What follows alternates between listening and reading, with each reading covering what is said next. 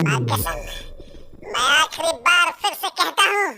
कि तुम लोग इस चैनल को सब्सक्राइब कर लो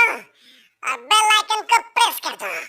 नहीं तो मैं चुन चुन के एक एक से इस चैनल को सब्सक्राइब करवाऊंगा।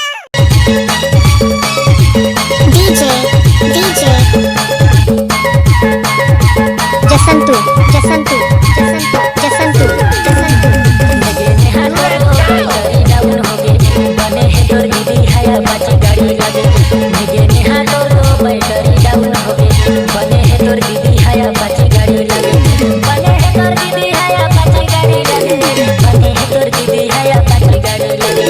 बने है तोर दीदी है बाची गाड़ी लगे बने है तोर दीदी है बाची गाड़ी लगे लगे नेहाल बैटरी डाउन हो गए बने है तोर दीदी है बाची गाड़ी लगे लगे नेहाल बैटरी डाउन हो गए बने है तोर दीदी है बाची गाड़ी लगे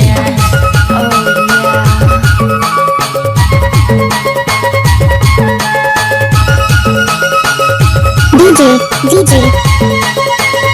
जसंतु जसंतु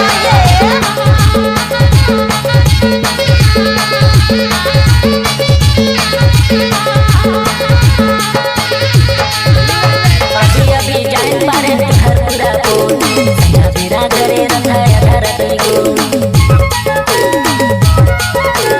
अभी अभी जान पारे घर पूरा बोल सजा मेरा घरे रखाया धरती को तू हरियाणा जाना मामा होला डाउट लगे तू हरियाणा जाना मामा